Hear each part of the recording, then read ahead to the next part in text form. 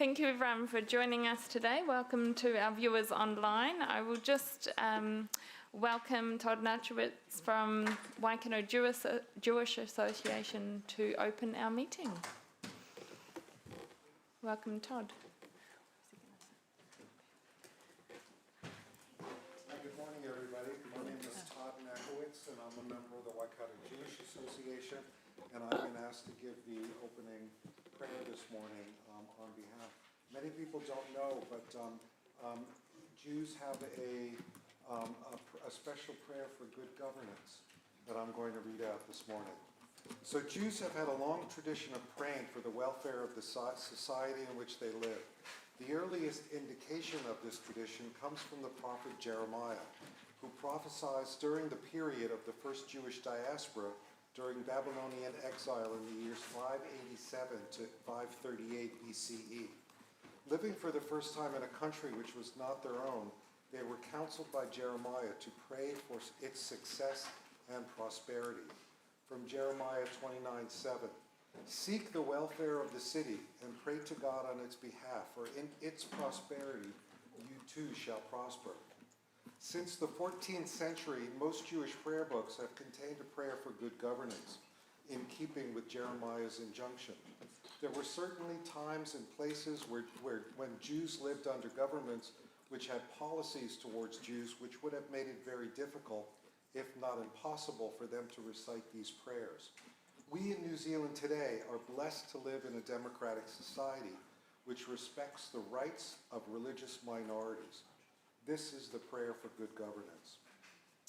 Beloved God, we invoke your blessings upon this country, Aotearoa, New Zealand, and on its government and leaders. Guide them that they may administer all affairs of state in justice and righteousness.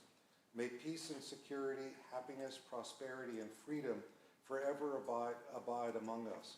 Unite the inhabitants of New Zealand and all its diversity. Safeguard our ideals and institutions from hatred and bigotry, so that the people of this land may fulfill the vision of the prophet. Let us give thanks for our democracy in New Zealand and for the freedom to worship and believe as we choose, no matter what that belief may be. On behalf of all humanity, help our elected officials and all in positions of power and authority to govern wisely and for the common good of all. Amen. Thank you kindly, Todd, and by extension the Waikato Jewish Association. What a wonderful reminder of our role of peace and unity, especially in a time when our world is so divided.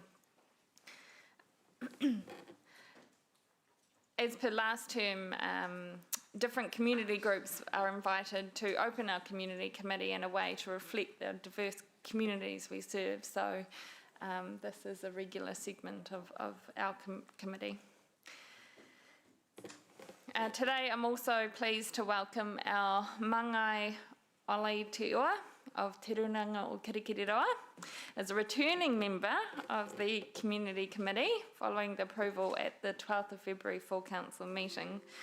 For those who don't know Ollie, I'm sure many of you do, but he has served as Mangai Māori since 2006 and brings a deep understanding of Kirikiriroa, strong relationships across the city and a long-standing commitment to our people and representing our Māori perspective in local governance. I recognise your services in business and also as a colonel in the New Zealand Armed Forces. So thank you, Ollie, for your long-standing commitment to council and our people. I know you'll continue to be a valuable contributor in addition to this committee. So ngā mihi nui and haere mai. Thank you. While today's agenda looks to be short, it involves many topics of interest, as we see a full gallery and a full council here today. No doubt trigger some deep discussions, but we do have two important workshops following this, so time will be of the essence today. I have asked members to ask questions early to help run a smooth meeting, and I've very much appreciated the cooperation of my elected members and colleagues to in delivering this. So there are treats in the lunchroom. I don't want to stymie debate or questions, but just noting our deadline, I want to remind members and staff to keep debate and questions succinct to ensure everyone has an opportunity to speak. And I also ask that we be respectful of each other in our debates and questioning. We may not always agree, but we need to be able to request information without attacking one another. So with that, I will open the meeting for apologies. We have a full house, so I don't think there's any apologies today. Is anyone early absence? No, just proof this is the best committee. So with that being said, I'll move the apologies. Can I have a seconder? Deputy Councillor Anna /CE/GM as a seconder. All those in favour say aye. Against? Carried unanimously. Thank you. Confirmation of the agenda. I don't think there's any changes. No changes to be made. Can we move for the agenda? Deputy Mayor Jeff, seconder Mayor Tim. All those in favour say aye. Carried unanimously. Against? Yep. Declarations of interest. Are there any declarations today? Or the two bullets? Jamie, Councillor Jamie. Oh, okay. Yeah, thank you, Madam Chair. I have a perceived conflict of interest in a public excluded item. Mm-hmm. I've confirmed with governance it's perceived. I will take place. I will be involved in the meeting. Kia ora, thank you, Councillor Jamie. Mayor Tim. Thank you, Madam Chair. I want to declare an interest in item number 7, given my continuing role as a trustee of Te Whakakorawai Tangata o Kirikiri Roa, former chair. I don't believe I'm conflicted, but I'm willing to be guided by governance if people feel to the contrary. Thank you. We'll take that. Oh, Councillor. Is this speaking? Just a conflict with perceived conflict. I'm part of the Whakamanaki Rotorua Network for the Lake, so that's mentioned in the Chair's report, so just acknowledging that. Thank you. As you can see, we're all very interested. I need to move that, I don't. Just note it. Okay. Public forum. We have a number of public forum speakers today. I ask that we come to the front of the room given how full we are. Thank you all for coming today.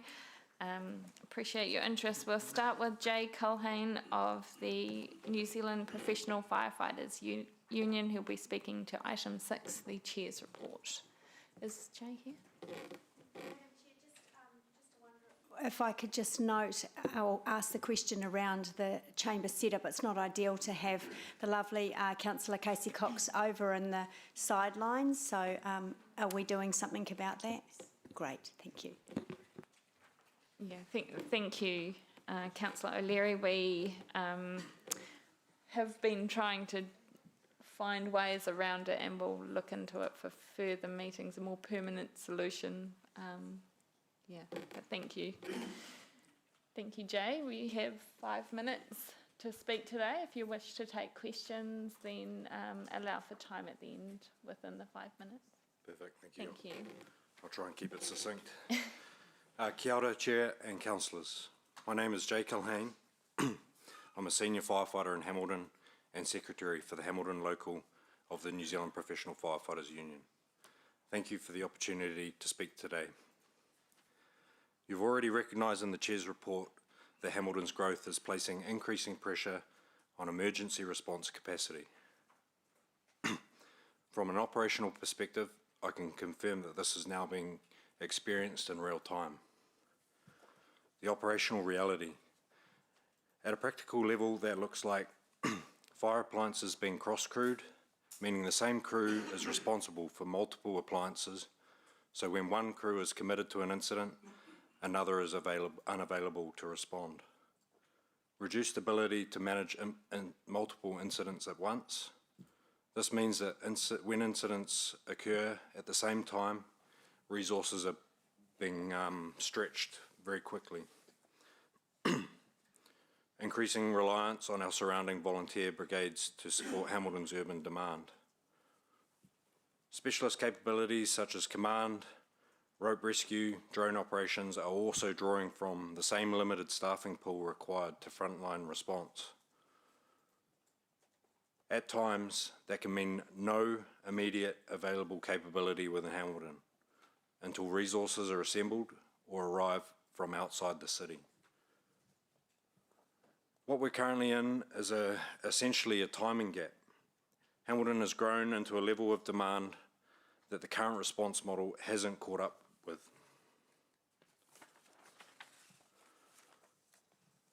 I recognise that long-term solutions such as additional stations and the network redesign sit at a national level, but they will take time. Council's role in advocacy and ensuring visibility of this issue is critical.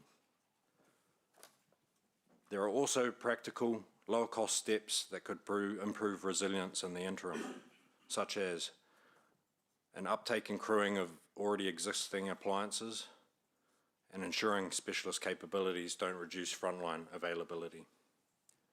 These are not new ideas. They already are understood internally. So my ask is simple, that this issue continues to be treated with urgency, that advocacy reflects the current operational reality, and that the gap between Hamilton's growth and its emergency response capacity is clearly communicated at the national level. It would also be valuable that any future reporting clearly reflects the operational reality on the ground, including the impacts of cross-crewing and periods where no immediately available capability exists within the city. I'm more than happy to take questions. Once again, thank you for your time. Ngā mihi. Thank you, Jay. I will offer the opportunity to ask questions. Councillor So. Watch this, it hasn't seemed to have come up on the screen. Kia ora. Thanks so much for your kōrero this morning, Jay. Want to congratulate the union for bringing this forward to council, but I want to ask the question about support from management locally for the issues that you've raised around resourcing. Yeah, if I refer back to an article by that Matt Leonard was involved in, he actually presented to the council. He's our assistant district commander at the moment for Hamilton, and he was saying pretty much the same things I am today. But I guess I'm able to speak on behalf of firefighters, and in my union capacity, management doesn't have that liberty. Right. So I was a part of the operational capability workshop that was run in Tauranga, so we fit into Region 2, so Bay of Plenty, Waikato, and all the district managers and group managers were a part of that, and all the same frustrations are shared across that level. So That's really useful to know, thank you.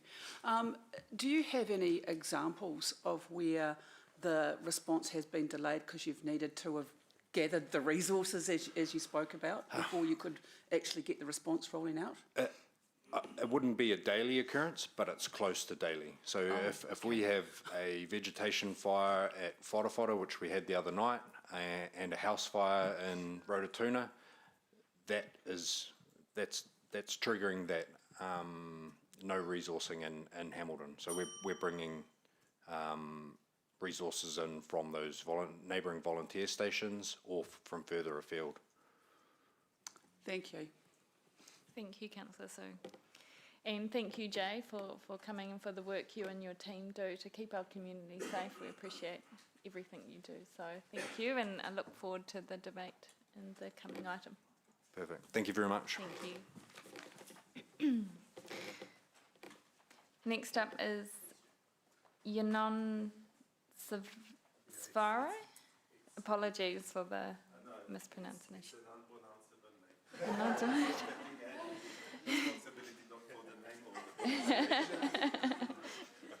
welcome. You have 5 minutes to speak, and if you want to take questions from members, just allow that at the end. Thank you. Hello, everyone. My name is Inon Svorai. I have a small company for restoration. I'm here to talk about the lake restoration of Rotorua, Lake Rotorua, Hamilton Lake. What I was looking at and reading, there are so many approaches for actually taking steps in restoring the lake that we need to create a strategy. As I like to say, digging the tunnels from both sides. We need to get in the lake and outside of the lake together, because outside of the lake it's for long-term solutions and has to happen to reduce nutrients and so forth, but we have to get in the lake to fix it, to make stuff happen. Now, I believe that reducing the algae blooms that infesting the lake, and not just the lake, it's all over the New Zealand and all over the watershed of the lake, will make a huge progress in showing the community that stuff happens. The smell is gone, water are clearer, and we can proceed to try and improve it further. It goes both ways. And that's pretty much a crucial part of the strategy. The short term to influence the long term. I would gladly take questions on how we can approve both sides and what we need to do. But from what I saw from the what Anna wrote, that is the whole situation in a nutshell. We need to work on all the stages, the long term and the short term together, to keep going forward in fixing the lake. I believe that we need to actually get in some big companies to help and approve it as a PR for them. And I believe that actually fixing it will benefit the council and the community by having a beautiful lake that is open for rowing competitions and swimming competitions and so forth. And it is possible. It will take some work and some effort. Yeah, that's pretty much me for that. We do have some time left over for questions, if there's any members. Yep, Councillor Sarah. Thank you. Thanks for coming in to present. I'm interested in just a few examples of, say, things that could be done in the immediate future. That's my horse in the race, so to speak. The algae blooms that until now had no actual answer.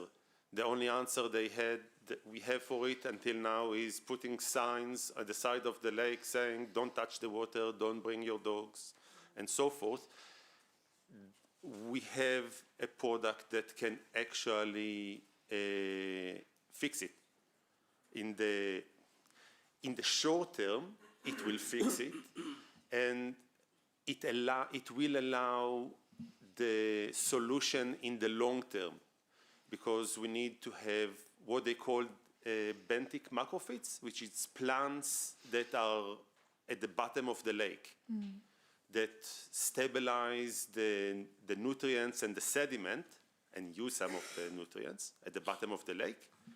And that will keep the lake clearer and will prevent some of the algae from happening.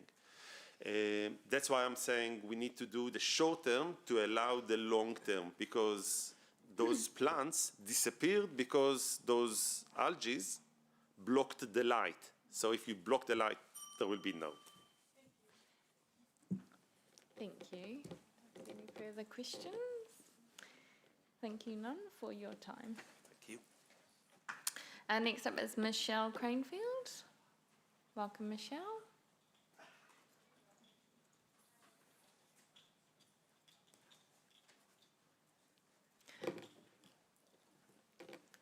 Thank you.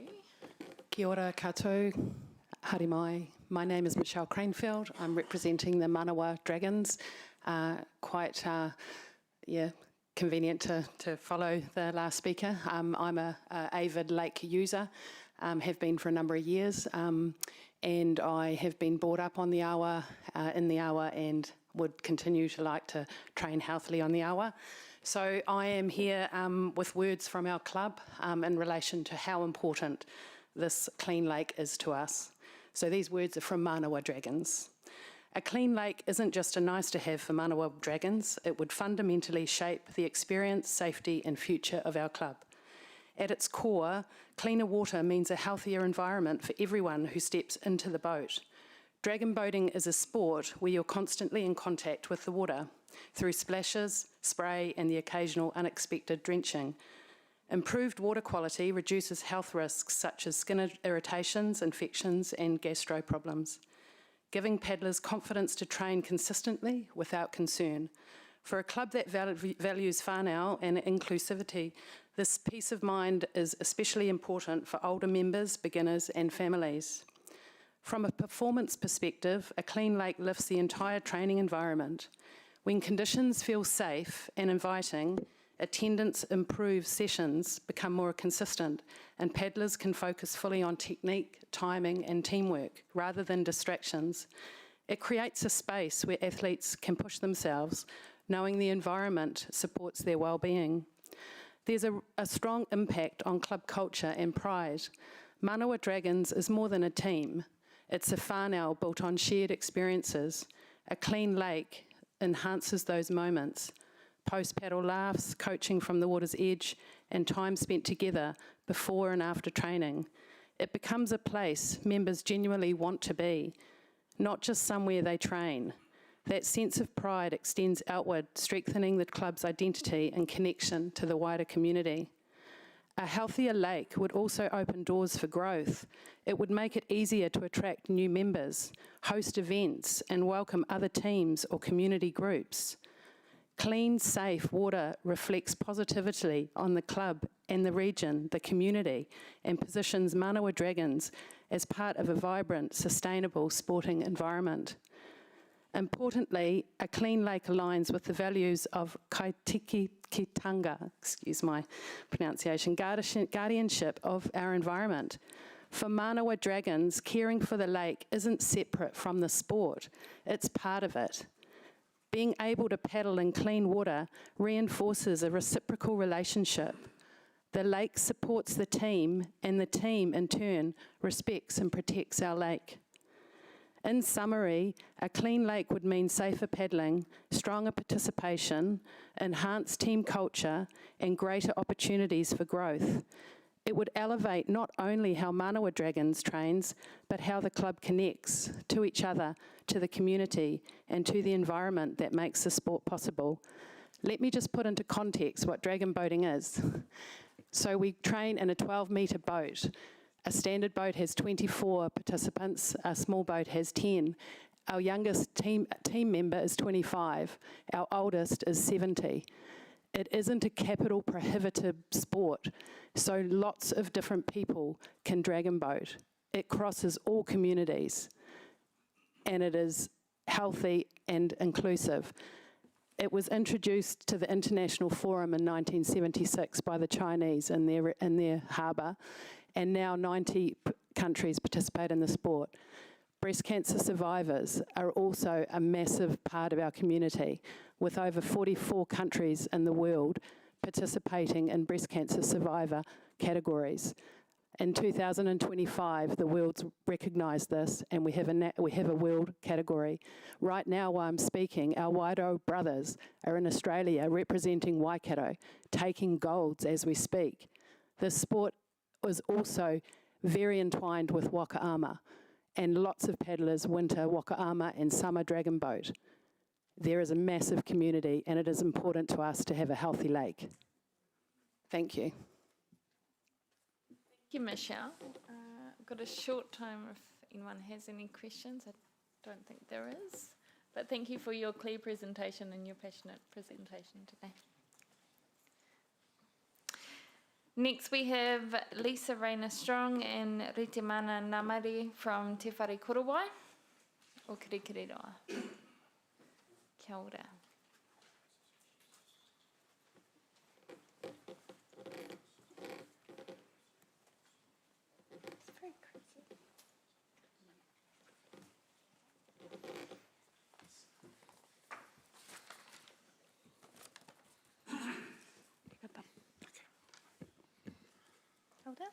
Kia ora. Kia ora te whānau, ko Lisa Tokunga no Kirikiriroa hau. Thank you to our mayor, our councillors, our chair for having us today.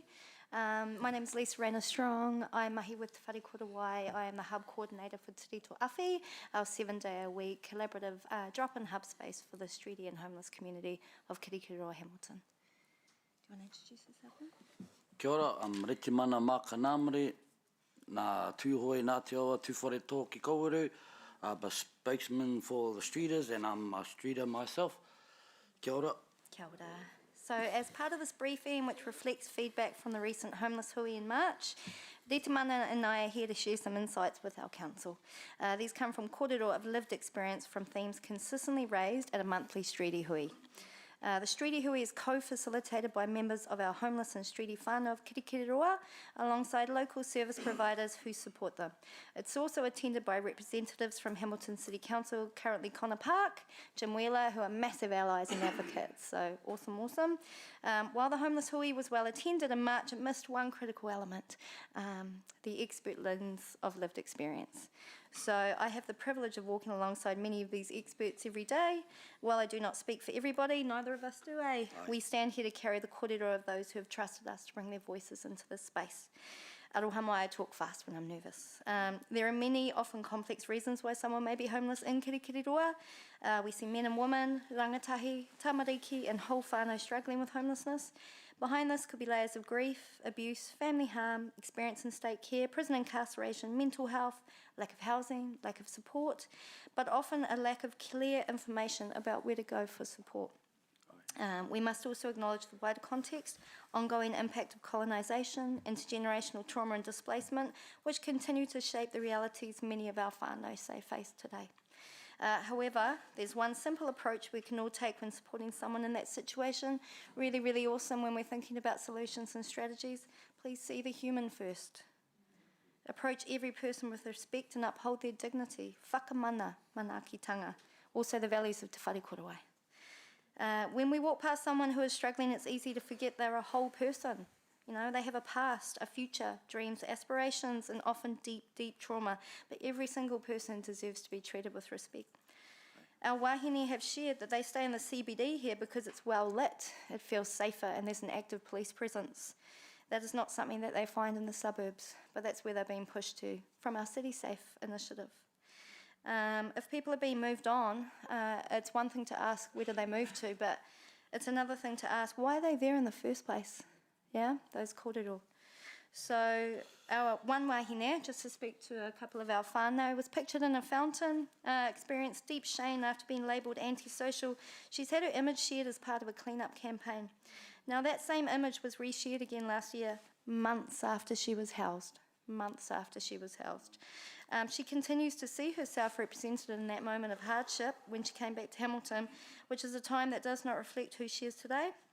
So harm continues long after photos are taken, yeah? I'd like to share one story, and this is just one of many, but this one really got me. One of our powerful wahine toa, you probably all know who she is. She's been working for her father down south in the South Island. She was picked to take over his business. He passed away, and his body was brought to the Waikato where his whānau are. She followed him. But because she came here out of region, she wasn't eligible for much support. She lived on his urupā for a year. Okay, for a year. She has since moved into the city centre where she feels safer and can access support. But the loss of her father deeply impacted her henenaro and her life trajectory. Her grief led to substance use, and she still continues to struggle with that today. So she will not leave the Waikato because her father's spirit is here. And we are working together to try and break down some of those barriers, but she feels stuck. So that is just one example of what one of those people you walk past might have experienced. Very different. You know, we have the marriage, the job loss. That's something I've never come across before, and it hit me in the heart. I've also experienced firsthand how challenging it can be to engage with MSD for support. This is why our service, alongside many others, include a dedicated advocate, a social worker and a housing navigator, just in the visitor service alone of Te Rito Awhi, to walk alongside people and help them understand the system and then connect to the support they need. Yeah. So this is just one story, one of too many, yeah? Reti mana would like to kōrero as well to some of his. Kia ora people, as I just have one more word to say is I'm a kaitiaki, the papakainga, the awa as well, and I first slept out on the awa and I feel comfortable because it's part of my first home as my people used to live along the river, so I feel part of looking after the awa as I'm its protector, I'm its guardian with a vessel, so I actually treat it like a whare. So along the riverside there's a few whare nuis because we feel safer out there.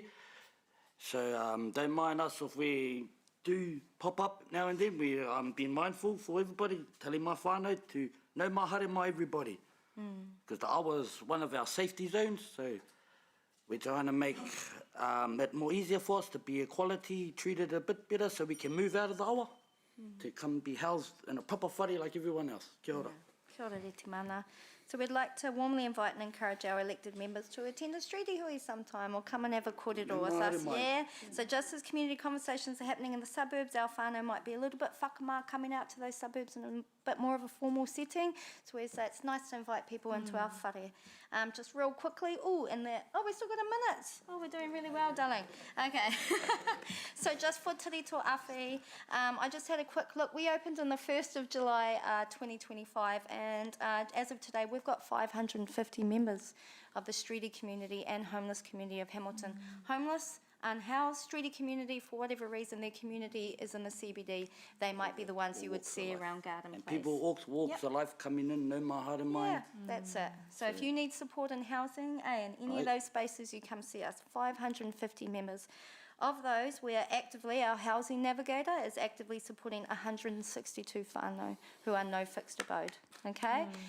Or who are fluctuating through housing or in unstable housing such as cars or garages. So we have a housing navigator contract and we're pretty proud of that one. We did this unfunded from July 1st to November, single staffed. It was just me down there out of sheer necessity and the vision of our CEO and the support of our trust. We got some funding in November for a housing nav, funding in December for a couple of support workers and some kai. We do a dedicated breakfast service every single day. We have hot showers available and we have clothes so that you might not see people showering in your fountains anymore because we decided how about we get a shower open. You know, just little tangible solutions like that is what your community is doing, and whatever support we could get for that would be kapai. One thing that came out in the homeless hui as well, Erin, was short-term funding. It doesn't really support our whānau and it doesn't support the kai mahi. Also paying our rent and working in these spaces and the cost of living crisis. So if there's any solutions to be made, longevity, I think would be amazing for us working in the space and being supported. So, how are you feeling? Cool. So thank you for having us today. We just wanted to share a little bit of our experience from Te Whare Korowai. Kia ora. Kia ora. Thank you very much, Lisa and Reti mana, for sharing your story and the kaupapa that you carry in our community. Thank you for bringing the human element to it. Thank you. I think I read the clock wrong as well. Some others went under time, so I allowed you to go on a bit. Yeah. Thank you. Thank you, kia ora.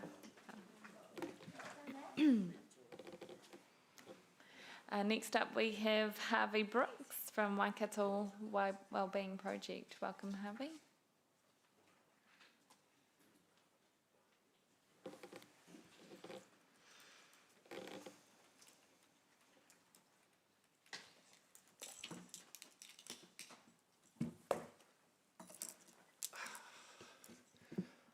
Kia ora, Madam Chair. Kia ora koutou, everybody. Ko Harvey Brooks, tōku ingoa. I'm from the Waikato Wellbeing Project. I just want to mihi te whare korowai. I was really tempted just to say what they said.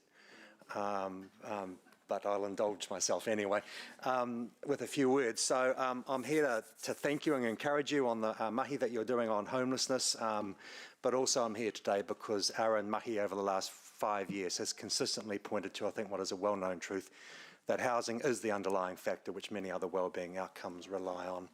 I also want to acknowledge there's a real concern in the community about antisocial behaviour. I acknowledge that and the need to respond to that. But there's also a legitimate concern that we don't characterise all homeless people as antisocial or only react to the visible symptoms. We need to understand the root cause. The paper is great, by the way. Thank you very much, Erin. And it reflects the tension between short-term symptoms and long-term causes.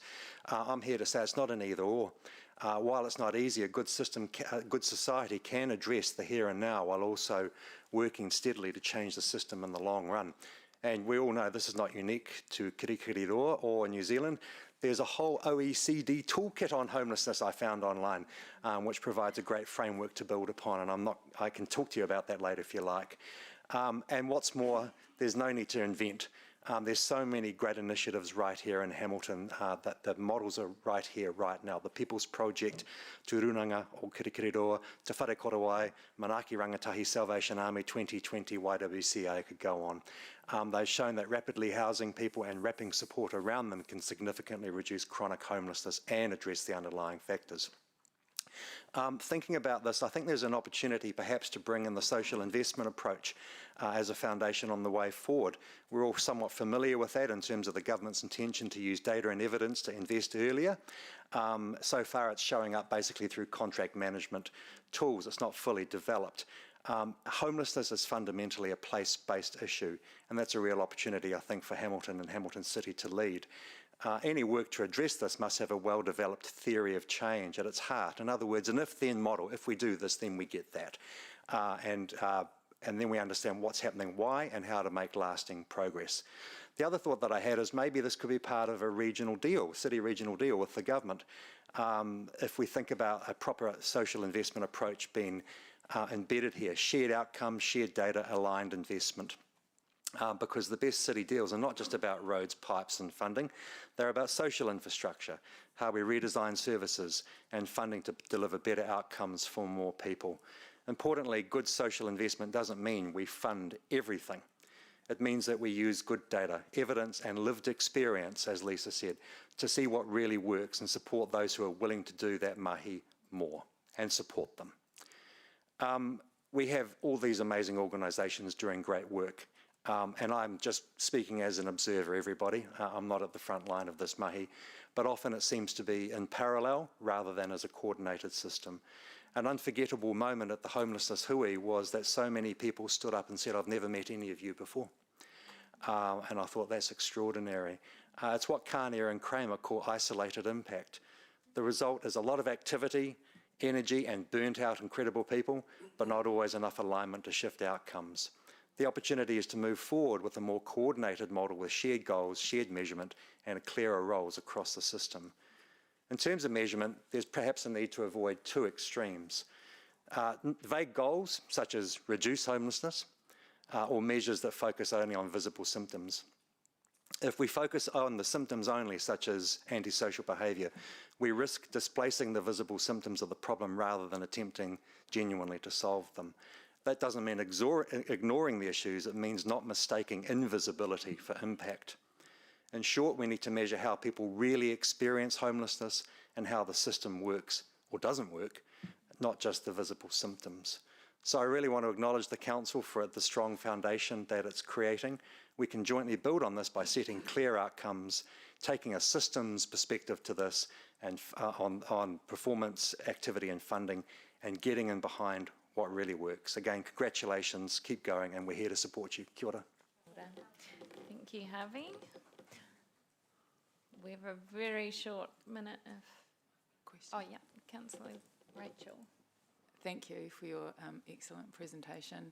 My question is what are your comments in terms of the competing responsibilities of central government and local government and the homelessness and mental health space? Well, it's clearly not, it's not a straightforward question and there's not a straightforward answer. I think what perhaps would be the best way to do is to set aside sort of arguments about who's responsible and get to what the good looks like and why it's happening, and then have a common commitment to actually collectively move forward to do things about that and who's best to do things about that. I did actually have in my notes, there's a bit of a saying, you know, government does people and councils do places. Yeah. I think it's a little bit too binary, but just get clear, what are we all responsible for and what are we good at? And then focus on those things. Thanks, great answer. So Rachel, for your question. That's all of us, and we have run out of time. Thank you, Kia ora. Harvey, for your Thanks, everybody. presentation. Appreciate your work. Last but not least, we have Danielle Marks of Manaaki Rangatahi. Kia ora.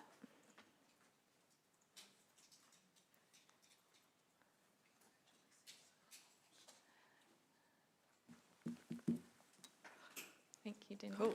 Tēnā tātou katoa, ko Danielle Marks tōku ingoa. I will be speaking to agenda item 4 regarding the homelessness sector insights report.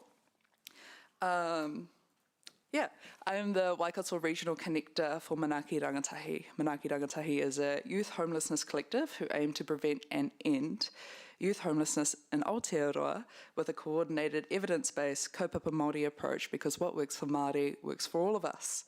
Our ultimate vision is an Aotearoa where every young person has a warm, safe and secure place to call home.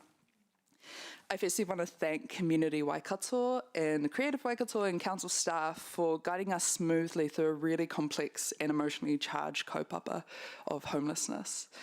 The care that the facilitators took to ensure we could contribute with ease and connect us together was really appreciated. I guess kind of going on some of those comments, we understand that council cannot solve all the problems around youth homelessness and homelessness in general, but what this council can focus on is being advocates, and being advocates is by using the right language. Language is important, both in the way we define homelessness, but also, and more importantly, the way we talk about human beings who deserve to be grounded in mutual respect, aroha and mana. That is a role that you all can play in preventing and ending youth homelessness. I want to reiterate the points raised within the homelessness ecosystem report, but particularly the conversation around hidden homelessness, which is kind of in part what youth homelessness is also, it's another name that we use in the sector. People think homelessness is just about people living in the streets, but it's more than that. It's rangatahi living in cars, on mates' couches, in overcrowded homes, in transitional service, as well as in the streets. It wasn't until being part of this kaupapa that my mates and I in conversation realised that we had actually all experienced homelessness. But we were some of the lucky ones who have the privilege of being supported to be housed permanently. The fact that we as a country have yet to properly define what homelessness is just one way a continued conversation and action in collaboration with services and our homeless whānau can solve with your support. As the late Efeso Collins said, it's hard to be poor, it's expensive to be poor, and moreover, it's becoming socially unacceptable to be poor. For many of us rangatahi, we are closer to being homeless than owning a house. And rangatahi Māori especially should not be homeless on their ancestral whenua. That is a disgrace. When we truly understand and define the problem, we can start to challenge the existing negative narratives around homelessness with the public and with ourselves. We as a city can and must do better for our rangatahi who are living the realities of systems that continue to push them out of sight and out of mind. And that can only be done with a comprehensive strategy to prevent and end youth homelessness. Tēnā tātou katoa. We do have some time if there are any EM questions. No, there being none, it's a very clear presentation. Thank you for being the voice for our rangatahi. And And that concludes our public forum today. Thank you all to all our speakers. It's not always easy coming here and presenting your submissions and thought, but I do want you to take comfort in knowing that councillors do listen to your submissions, and it does inform and shape our decisions. So thank you all. I'll now open up for item 5. Can I have a mover for the Community Committee minutes for 3rd of February 2026? Councillor Jamie, a seconder, Councillor Sarah. All those in favour say aye. Against? Carried unanimously. Thank you. We'll move on to item 6, the Chair's report on page 11. My apologies, it was an extra long one. I'll take the report as read, but I want to thank my Deputy Chair, Councillor Anna, for her work on Lake Rotorua and setting a good understanding of the current challenges and future opportunities for Council, as was highlighted in public forum today. And I thank Councillor Sarah for her work with FENZ on the current risks and the motions in the report to support this work. And I thank staff for their contributions on the bylaws update and the summer series.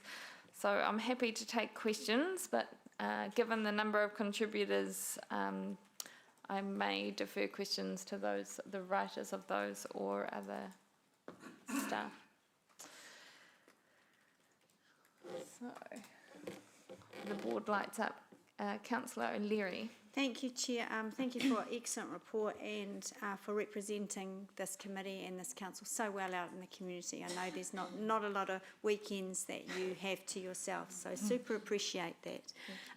Just a question on page 11 on the staff recommendation, particularly the C, where it delegates to the Mayor, yourself, Chair of City Delivery and Chair of Growth and Economic Development, to undertake advocacy on these matters, and it's referring to B, which is emergency response capacity. I just wonder if, because it goes on to say including writing to relevant local or national agencies, etc. I know that Councillor Thompson is doing some work with the Mayor's office around advocating for emergency in terms of fire, and we heard from the public forum today. I wonder if we can be a little bit more explicit in B to direct that, and I'll definitely be speaking in debate about that. So just particularly directive when it comes to fire and emergency capacity for the city. I wonder if we could just add that to beef it up. Thank you. I'm happy to work with governance on getting that shaped up, right? As long as Sarah, you're happy to. Yeah. Just a bit more on the spotlight rather than lumping it all together with emergency response capacity, which can be quite broad. So it would be risks associated with fire and emergency response, so it's clear we're talking about fire and emergency. Is that what it is? Is it just emergency? Is it fire? Yeah, so it's... Oh, okay, so that's clarity that I'm looking for then. Yeah. So you're happy with it as it is, or you want to work? No, I want it to be specific. Yeah. So if we just said fire and emergency, so it's clear we're referring to fire and emergency. Because emergency response could be civil defence, could be medical, could be all sorts of things, yeah.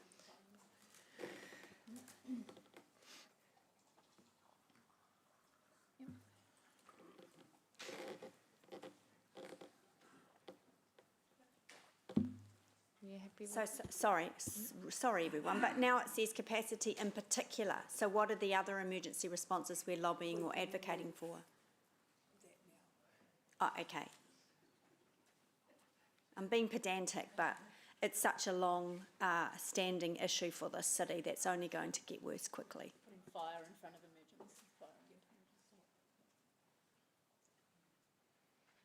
emergency. While staff work on that, did you have further questions, Councillor? Councillor McDonald. Thank you, Chair Pike. I have 3 questions arising out of your Chair's report. First of all, thank you for such a comprehensive overview of what's been happening in the community initiative space. My first question is around the Summer in the City program and the similar initiatives. Can you clarify what level of investment went into that and where the budget lines come from? Thank you. There were 2 budgets that were utilised to enable the summer series events. The citywide activation budget of 40,000 and the community and development service providers budget of 20,000. The total spend being 53,519. But I will defer to staff if there's any further. Did we miss anything further? There was an email circulated. Janet, have you got any further response to the question? So total was 53K across 3 different budgets? Is that right? Okay. Thank you. Two different budgets. Yeah. Sorry, was it 2 budgets? Yeah, there were two. So the citywide activation budget and the community and social development service providers budget. Thank you. The second question is in terms of recommendation C. So I'd like to understand the thinking behind why, given that this is a citywide issue with long-term implications, can I understand the rationale for delegating advocacy to a smaller group rather than maintaining visibility across the broader council? Yeah, it was purely a matter of efficiency. The advocacy was delegated to the mayor for his connections and authority, chair of city delivery and economic growth. Was in relation to the committee scope as advised by governance and community because we're the best. But in all seriousness, it's comes down to efficiencies and finding time in diaries. But I'm certainly open if anyone has a strong feeling that they'd like to join the group and help shape this advocacy project. If there was anyone that wanted to, I'd be open to. Councillor Rachel, you would? Me too. And Rachel and, okay. We might need to talk about that offline because that might undermine the efficiency that you're trying to achieve.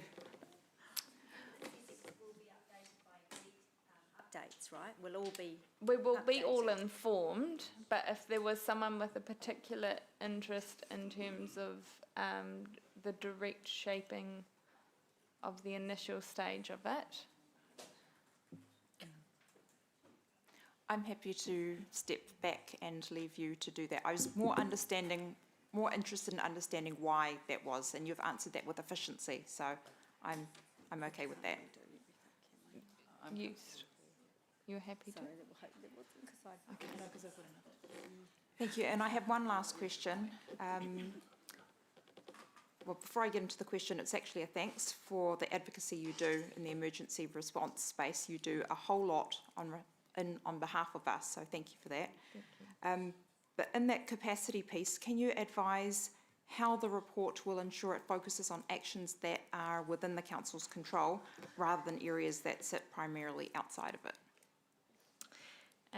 Thank you for that. That's a good question. The motion isn't so much about allocating spend, but around ensuring councillor has a clear understanding of how our growth and land use and transport decisions work in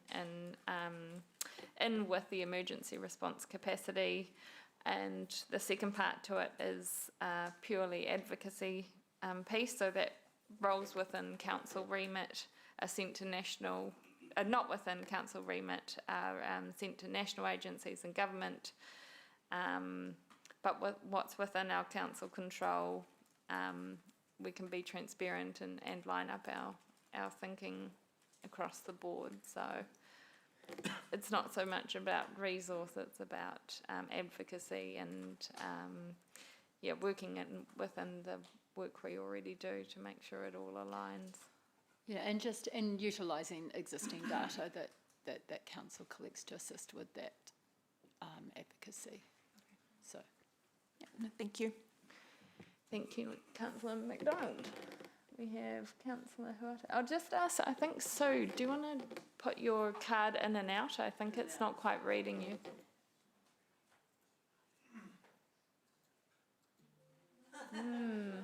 Doesn't know. I'll phone a friend to come help you in a minute. In the meantime, I'll get Councillor Huata to for her questions. Ka pai, fantastic report, Councillor Emma and Chair of Community.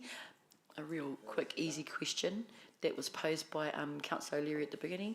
Do you think it's a possibility to have our deputy chairs sitting up at the table next to the chair when it comes to our meetings so we don't have this situation happening? We have a couple different solutions that we're working through. That was so loud. It's not an ideal solution. We did have permission from Councillor Anna. She offered to sit there, and we are working on a long-term solution. It's a good problem to have too many councillors, but I appreciate it's not the best space to feel. Yeah. Thank you, but I'm actually very comfortable over here. Blair feels less lonely.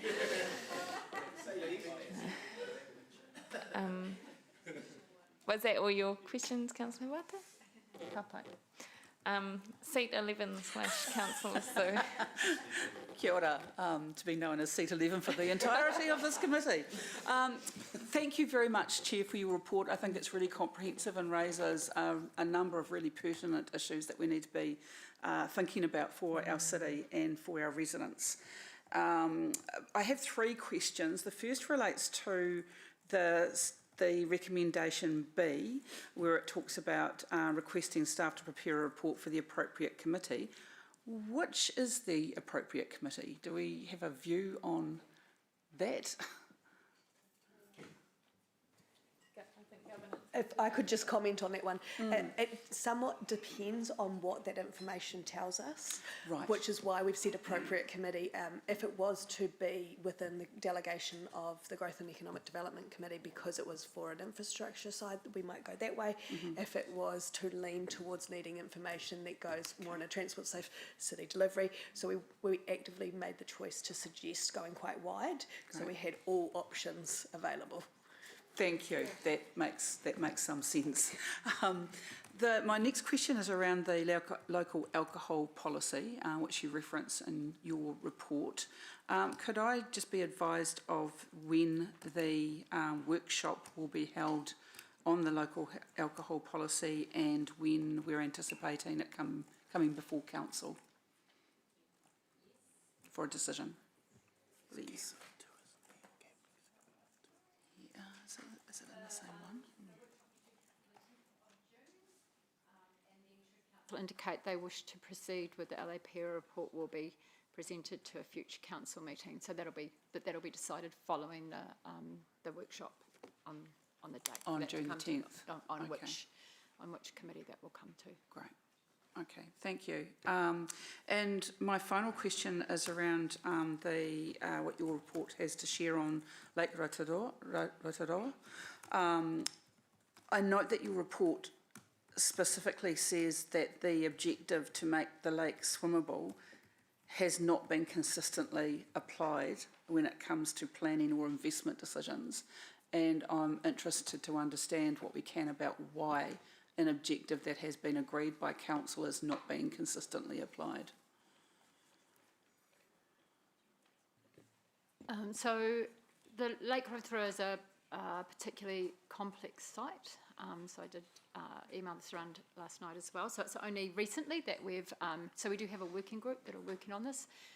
There hasn't always been agreement around the best way forward, but more agreement has been reached around that and what some of the future or some of the remediations for the lake might be in the future. We've heard that there are also, even this morning, that there are new products and solutions available to us. So the LTP will be the opportunity for elected members to look at what provision they want to make for the lake going forward, and staff will bring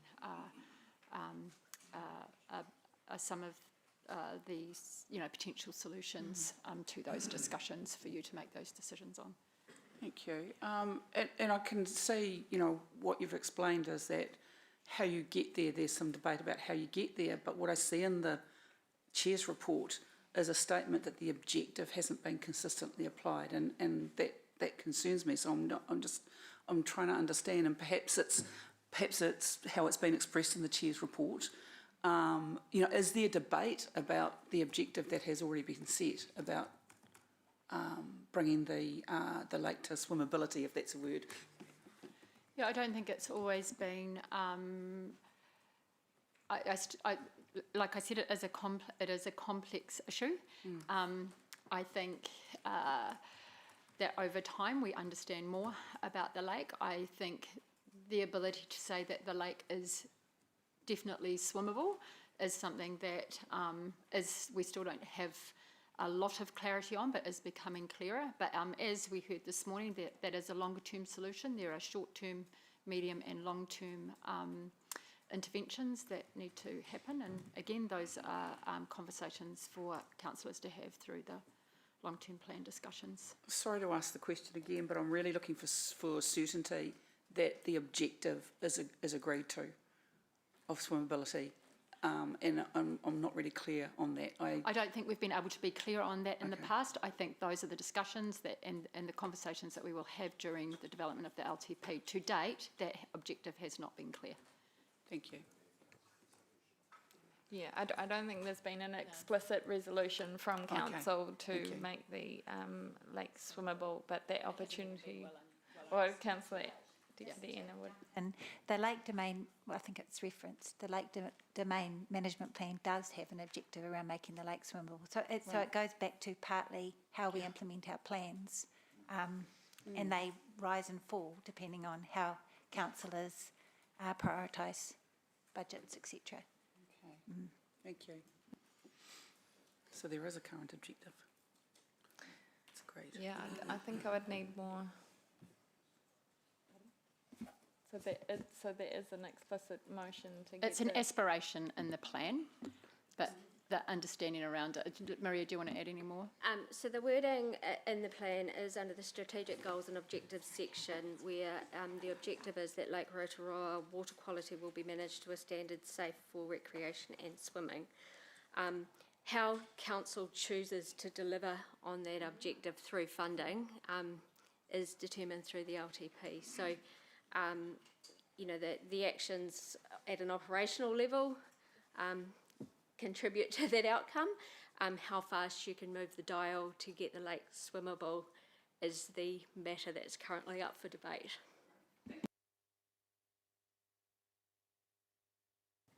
Thank you.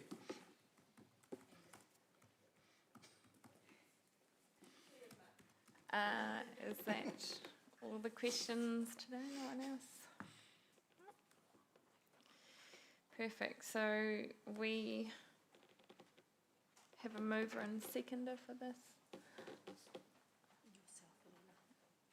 I'm happy to move, and Deputy Anna is happy to second. So I'll open up the chamber for debate.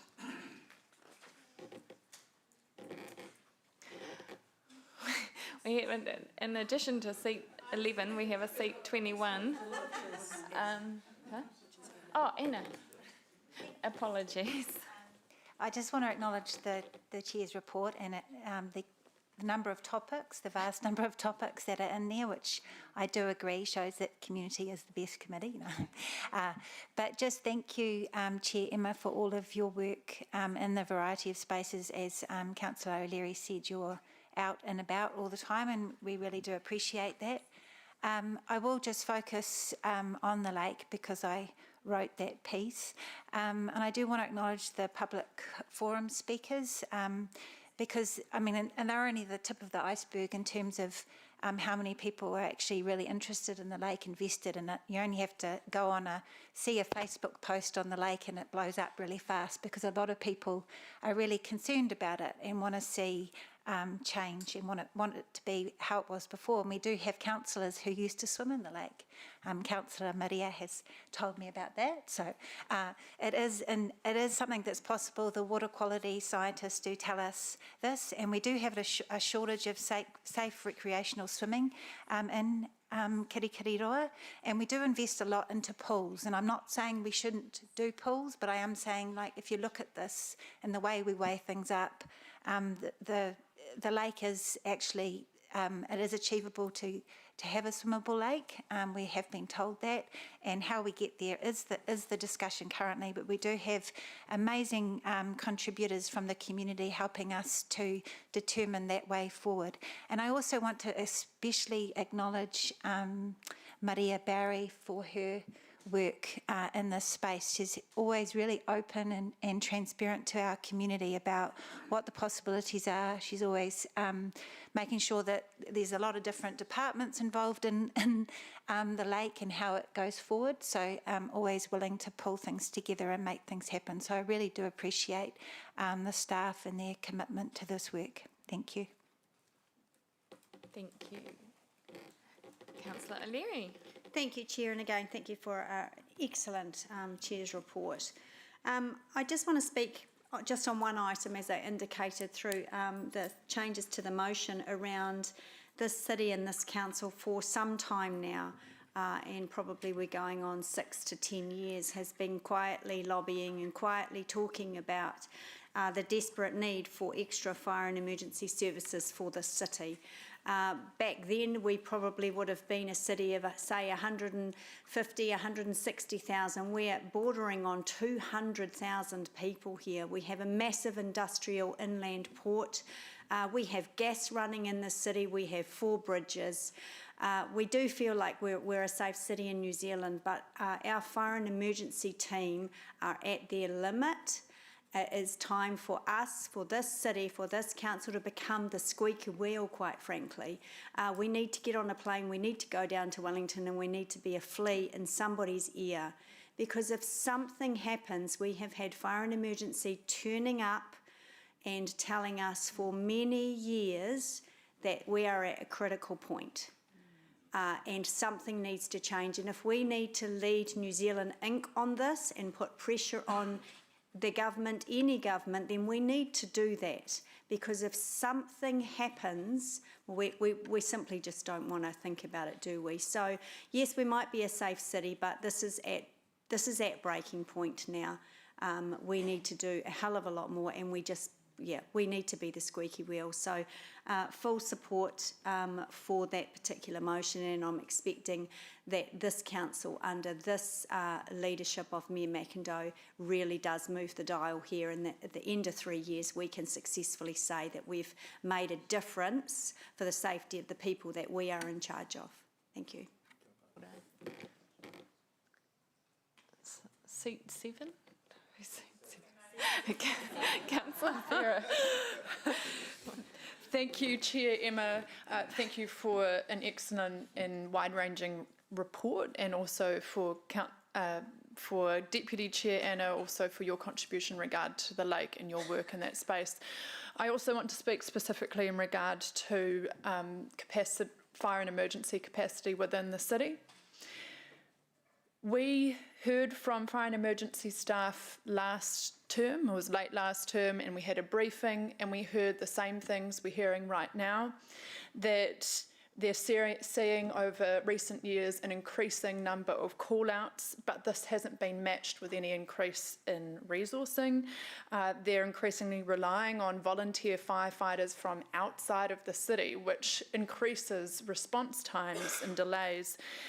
And they're facing the risk that when we have a large, or we have concurrent emergency events within the city, we're left high and dry if something else happens again at that same time. We have to be a strong voice as a city on this matter. We cannot leave it for our firefighters to be the only voice speaking out, because this affects the safety of our residents. We, as a city, are growing fast. We talk about the fact we're growing fast all of the time.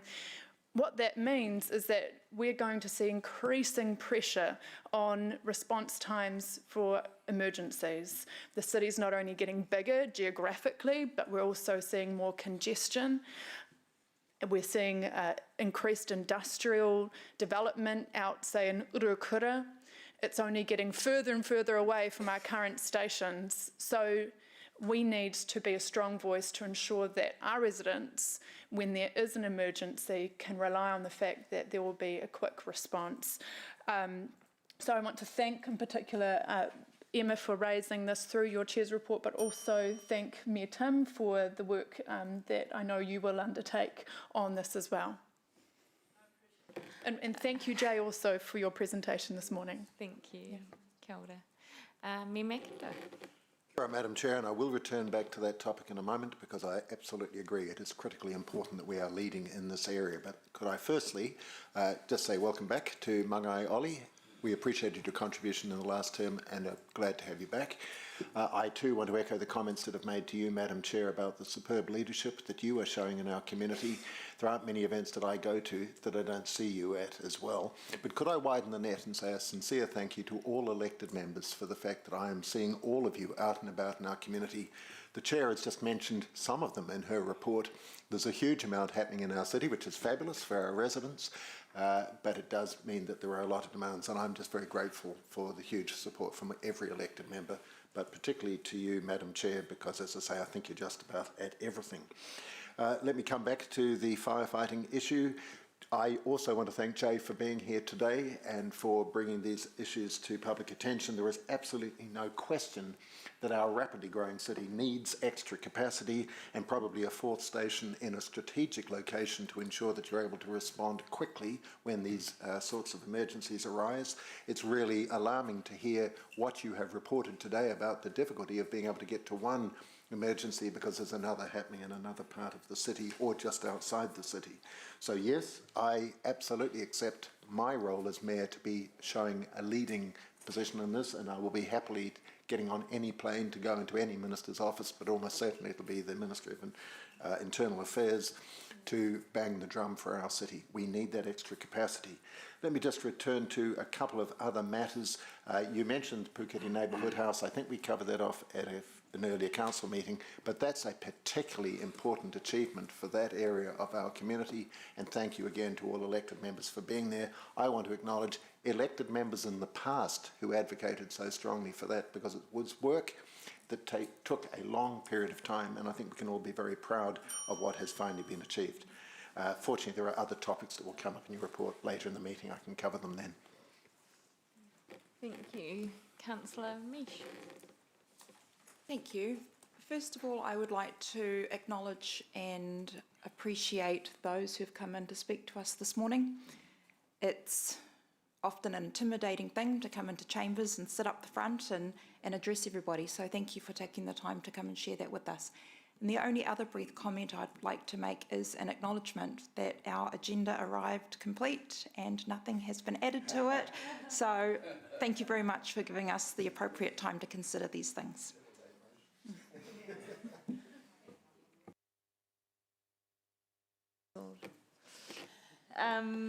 Councillor Mead. I'd like to acknowledge your report and just how much stuff is in it, because I know that you're at most of these things, if not more. I don't know, everywhere I go, Councillor Emma, she's been there before me, you're still there. A couple of things I want to talk about is from the fire services. I believe we need to look at our emergency services in Hamilton as a general thing as well, but especially from the fire service, and that has my full support. On the lake, I've always been told what you put into a lake is what you return, is what you get back. And I know from a farming perspective, we force farms around New Zealand to clean up, plant trees and clean their waterways, and there should be no reason why we as a council can't do that as well. So that has my full support going forward to actually get to an objective that I think we can get to. I used to swim in it and it was really cool. Not dirty, really cool. And also want to acknowledge those that have come to talk about the homelessness this morning. It's been on our streets for years. It's been something that's very passionate to me about how we help, and it's not just a fix by feeding, it's a fix by solution. And I hope we can achieve that as a council. So, Kia ora. First of all, I want to also congratulate the Chair for the breadth of the report. These are issues that are really important to our city and our community. And I notice that there's quite a theme around safety. And that is something that I heard a lot on the election campaign trail. Other people heard parking. I heard safety.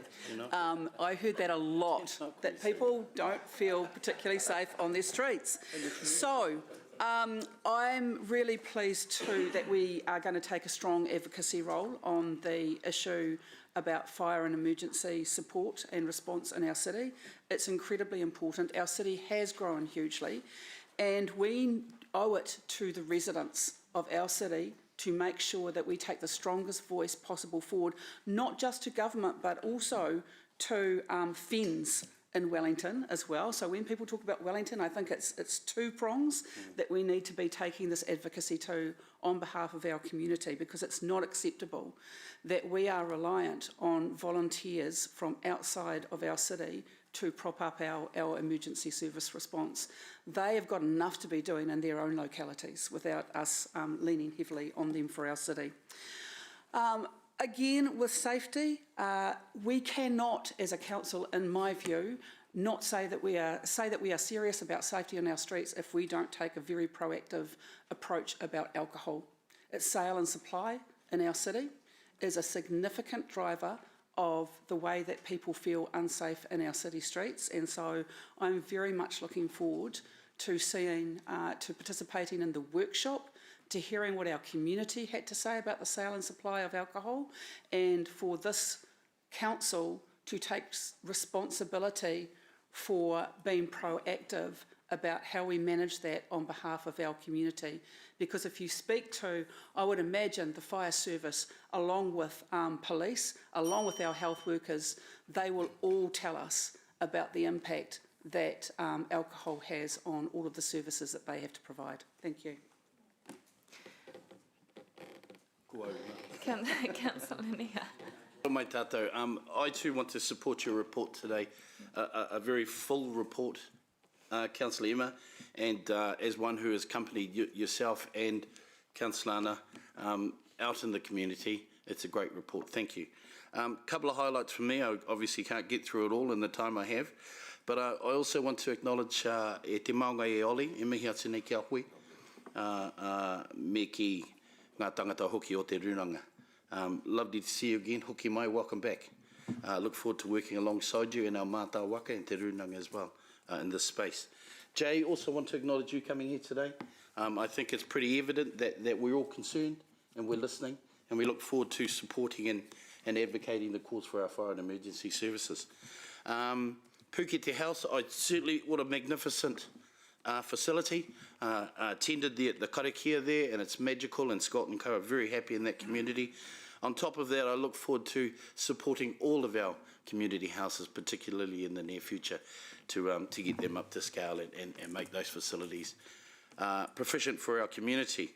Regarding the lake, I too swam in the lake when I was growing up. We used to play softball on Innis Common. Hockey stole that, still got a beef about that. But I look forward to my children and our moko swimming in that lake and the water quality being better. I want to finish on our homelessness whānau. Thank you for coming in today. I want to support Mesh in saying that it's not easy coming in. We are listening, and I've said this before in this council, it's great having you in and affirming and confirming things that we need to be looking at and that we need to be advocating for your groups. Nō reira koenanga me hati o koutou. Kia ora. Thank you. Councillor Huata. Thank you, Chair, Councillor Emma Pike, for leading us in this space, along with your Deputy Chair, Councillor Anna. Hia no ki te mihi ki a koe takuhuanga, ki a koe Oli. Also want to share my mihi with you too, and for a great man that was laid to rest last week, Regiment Sergeant Major Brian Bongata, who received full military honours and was buried at our whānau Urupa Painoa, Taura Whārona in the East Coast. You don't see many people like him. So I just want to acknowledge our whānau, our ngata whānau. When we talk about the future of Hamilton Kirikiriroa, we need to begin with connection, because we cannot make good decisions for our city if we are not truly connected to the people who live here. Across our community, there are real challenges. Homelessness, food insecurity and discrimination are not distant issues. They are a part of everyday life for many in our city. And if we are going to respond meaningfully, we must be first willing to listen. That means changing how we engage. As a council, we cannot expect people to come to us. We need to go to them, into our communities, our marae, our neighbourhoods, and create space for honest conversations.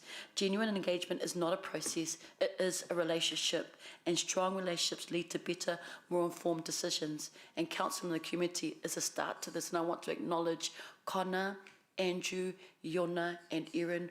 All your names came up as we were at the council and the community. Thank you for your work that you do out there. It doesn't go unnoticed. We must be clear about where we are heading as a city. We need a social investment strategy that sits alongside and strengthens our economic and growth ambitions, because growth on its own is not enough.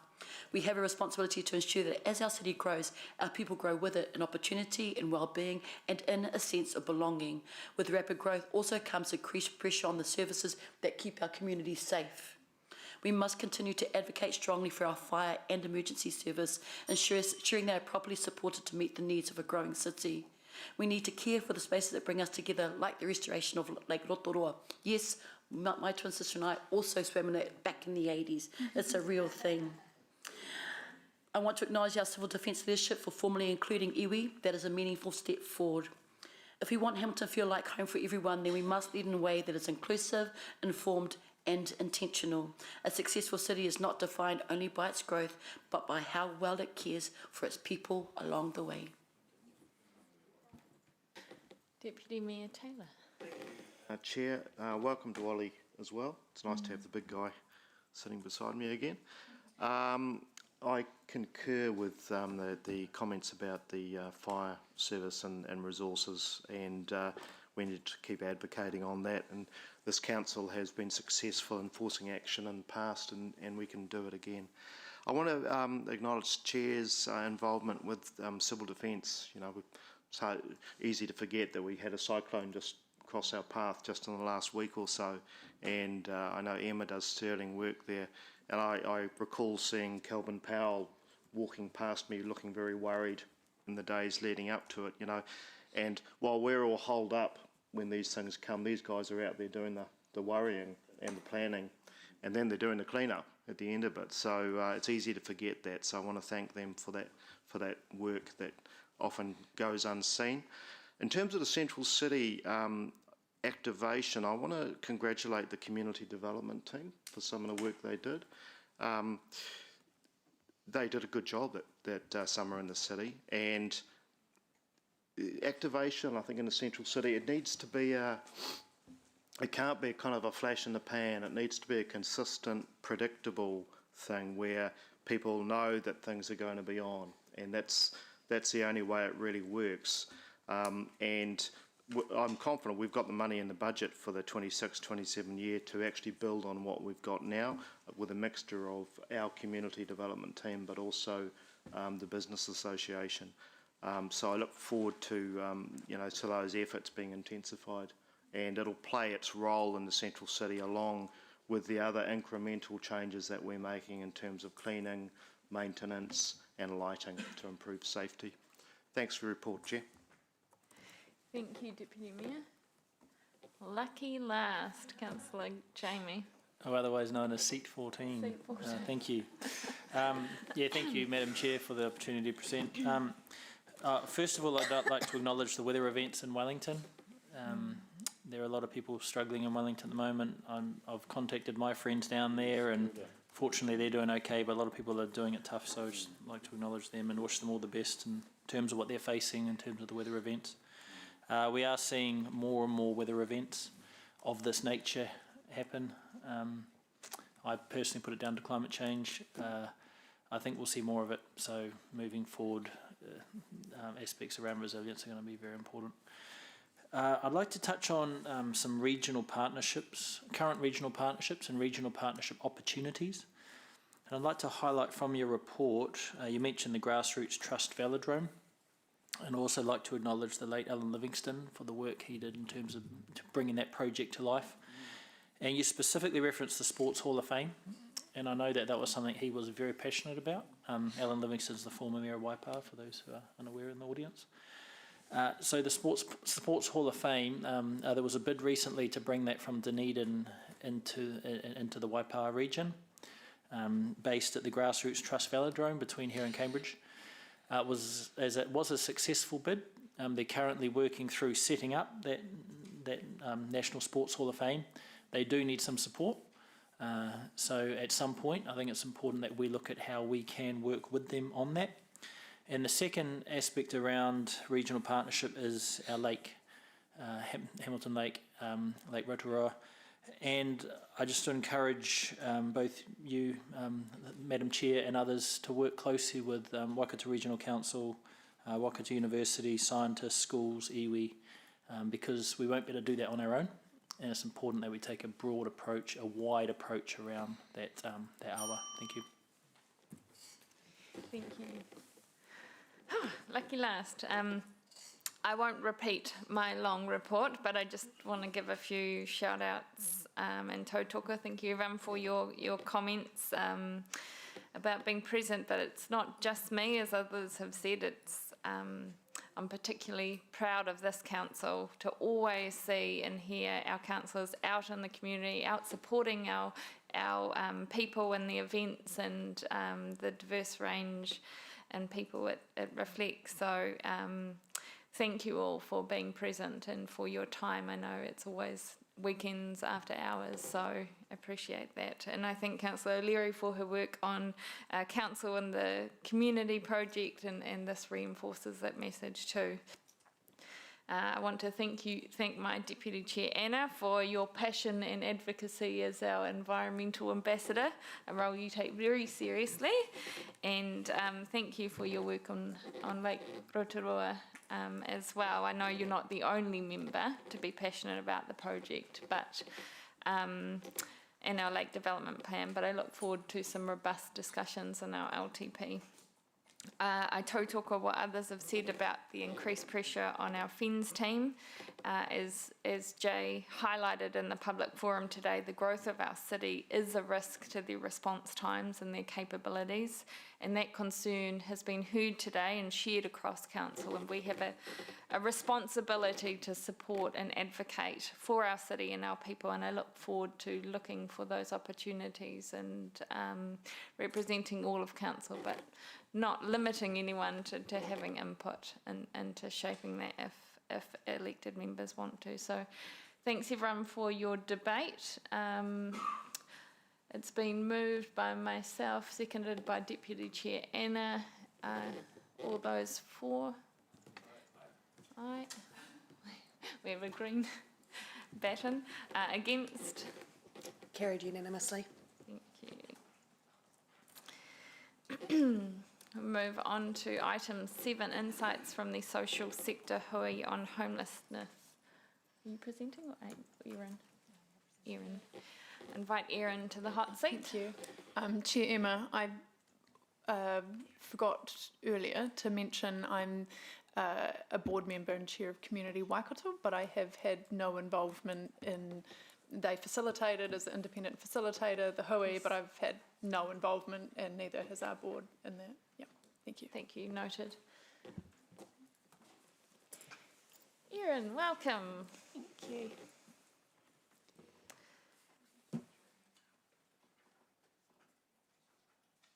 Good to go.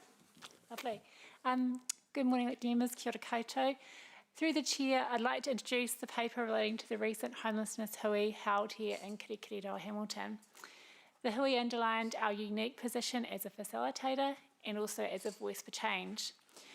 While we hold a few of the direct levers to combat homelessness, the contributions at the hui reinforced that Council's leadership was a welcome voice, that our willingness to collaborate and coordinate the sector was welcomed and valuable, and that our advocacy was critical to achieving a safer, fairer and more inclusive Hamilton for all.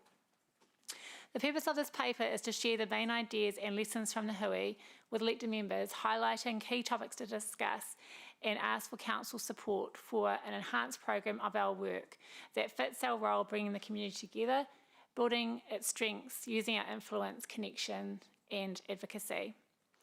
As elected members are well aware, homelessness and the pressures associated with it have been of some concern to this council and have been a recurring theme across council agendas and committee discussions.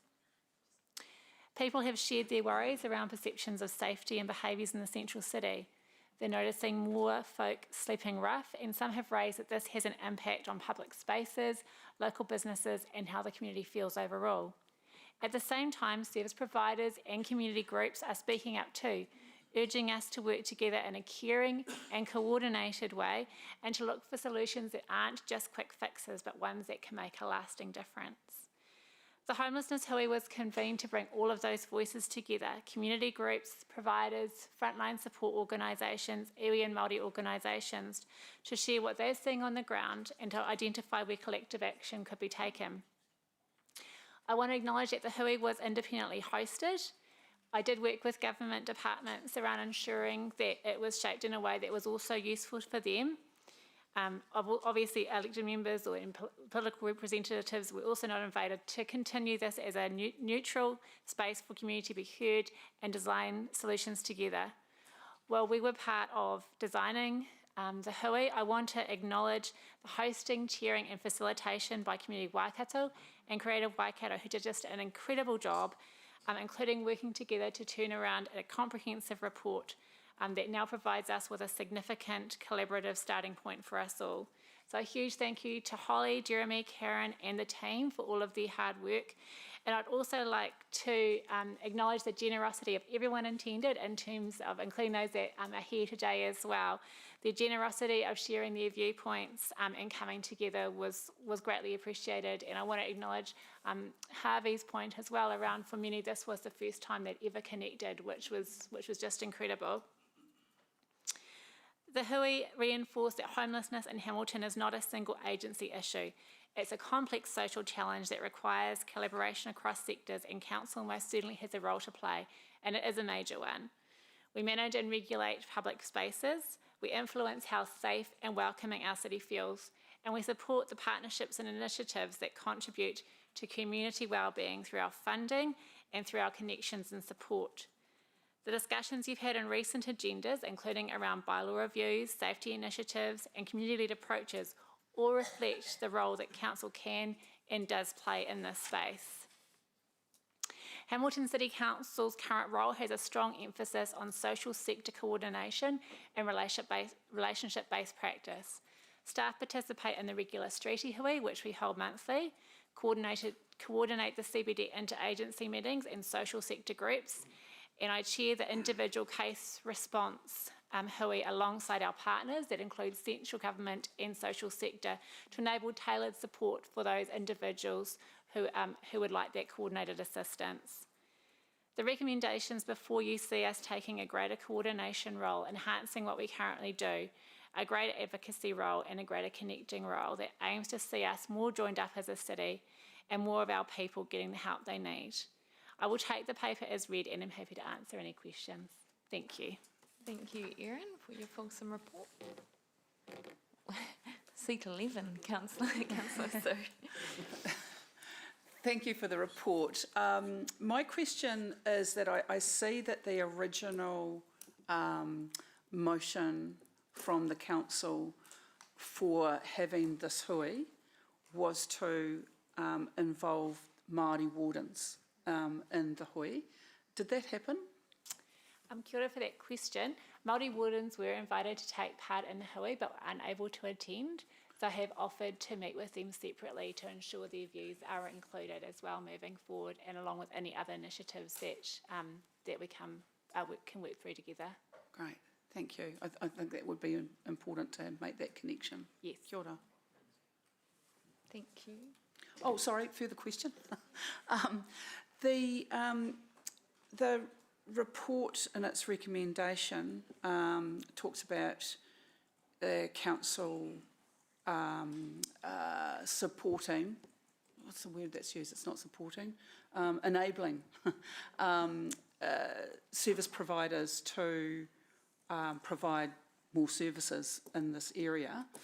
What do we, as a council, what do we currently enable by way of funding for this area of work?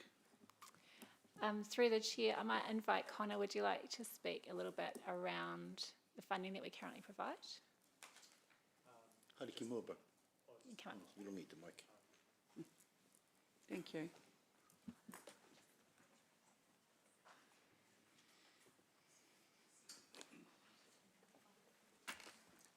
Kia ora koutou. We don't, there's, if you have a breakdown of all the funding that we distribute across the various sectors within our community, we don't specifically have one specifically to address homelessness, but a significant contribution is for the social service sector. And a large component of that is with our community houses. And so although they don't directly support in the homelessness space, they indirectly provide many services that support homelessness in general. So we support the 10 community houses across Kirikiriroa, but we also have multi-year agreement funds for on the community partnerships agreement level and the community services grants level for services such as Hamilton Multicultural Services Trust, the Hamilton Christian Night Shelter, Te Whare Korowai, Kote Pacifica, Waikato Women's Refuge, Hamilton Combined Christian Food Bank, Hamilton Methodist Social Services Trust, Orange Sky New Zealand, Hamilton Budgeting Advisory Trust, Citizens Advice Bureau, the Salvation Army and the SURF. And so all these play a contributing factor to support the homelessness, although we don't have a direct funding pool dedicated for homelessness. Thank you.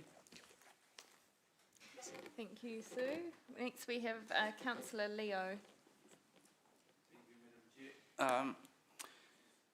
Thank you for the report. Can staff please clarify how success are measured through these various initiatives?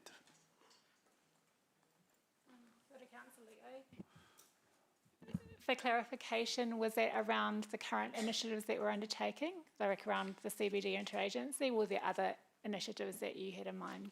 With all the initiatives, how do we measure success? Through the chair, the measures, the initiatives that we're currently undertaking, we at each meeting we discuss the current issues and then have a series of actions as a result. And so then obviously at the next meeting we ensure that we have undertaken those, or that other organisations. So for example, the CBD Interagency Group was an initiative originally advocated for by police, and we currently chair that one. So we've got central government players involved along with social sector. So we're able to identify what the current issues are in the central city, identify what actions need to be taken and by whom, and then evaluate their effectiveness there. The current individual case, Hui, that I chair, that was started at the end of last year, and that is very much working with or around how best to help folk who are under incredibly complex individual cases in a homelessness sense.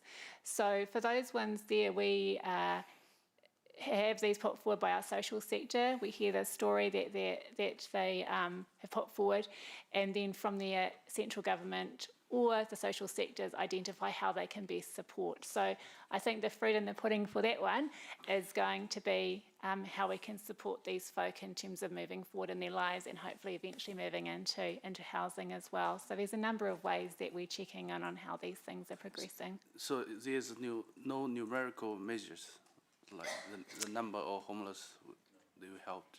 So in terms of the homelessness, that primarily sits with central government. So they do have numbers around how many folk are in homelessness situations, what the nature of that is and how they're moving forward. So we're given access to those regularly by the likes of MSD and the Ministry of Housing and Urban Development and Kāinga Ora as well. Thank you. Thank you, Councillor Leo. Councillor Mesh. Thank you. I have a follow-up question to Councillor Moroney's question that Connor responded to. So we were given a list of all the organisations that funds were distributed to, but no indication of how much funds were distributed. And don't need that on an organisation by organisation basis, but as a sum total would be really helpful. Through the chair, I'm happy to distribute that to elected members for your information as well, so you can see what's been provided and what portion are in that social sector area as well. Okay, thank you. Another question I have is that pretty much everybody has a view on homelessness, and there's a whole lot of different perspectives that feed in there. So in terms of how we as a council are defining the boundary of our role relative to the broader responsibility care that is exercised by central government, how are we defining that so that we are very clear about what our scope is as council relative to the broader needs of housing and mental health, etc.? Kia ora, Councillor Mesh, it's an excellent question. One of the ways we've done that is in the paper that I presented last year, is we considered council's role. We very much saw it around that area of facilitation, funding to enable and do that community capability building as well, and those advocacy aspects as well. So we've got really good relationships with our central government partners and our social sector partners as well, so kind of recognising our role around connecting where there's issues and kind of facilitating those conversations. So I feel like as a council we've got quite a clear understanding of our role and really keen to kind of keep that scope where it needs to be. And I think it's fair to say that in talking to our central government partners, they're also really clear around, you know, their role as a lead and having lead agencies in this space as well. Thank you. We've heard about the monthly streetie hui. My question is, when I read through the report, there were a lot of opinions from people who engage with streeties, but there wasn't really any evidence of direct conversations with streeties that then informed that report. Did that happen, or have I read it correctly? Through the chair, so you're correct, this hui didn't have those with the lived experience as part of this hui. It was for social sector because there was a recognition that we often talk about the central city, but what does it look like across the whole city? The streetie hui are talking to people who are in the street community, and then from that hui we have a social sector meeting where we can discuss how to best address some of the issues that they raise as well. So certainly the streeties experiences and concerns are definitely being fed through into social sector, and we're relevant as well into central government or to council. So that's how that voice is being threaded through. Thank you. And one last question, which is a follow-up to Councillor Liu's question, who queried about measurable outcomes. My question is, we're undertaking activities. What are we expecting to see as the result of these actions, and how will we assess that we're making a difference over time? Through the chair, at the moment, those are very much around ensuring that I guess looking at what actions are coming out of those and whether they're having a genuine impact on those, for example, on the streets or for our community as well. So I guess the results of those might come through things like our pulse survey. Are we seeing perceptions of safety? Are people feeling more comfortable in the central city? For example, we've had from the street community around, you know, access to drinking water, access to toilets. Is that having an impact around we're seeing less undesirable behaviours happening? So you're right, in terms of those measurabilities, some of it's looking at what other information we have and do we feel that that's having an impact that way as well. Awesome, thank you. Thank you. Thank you. Councillor Sarah. Thank you. Thanks, Chair Emma, and I'm impressed that you've now memorised everyone's numbers. Okay.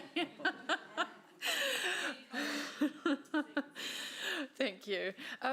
Thanks, Erin. My questions were just largely around resourcing, and the first one is in regard to the recommendation that we take on more of an enhanced role in terms of facilitation things.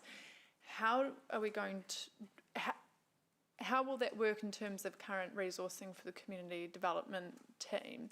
And is there a need for governance to be supporting the team in terms of resourcing, or do you feel you're adequately resourced? Yeah. Well, that might be a question for Janet. I'm I not might sure. pass that to you actually, Janet.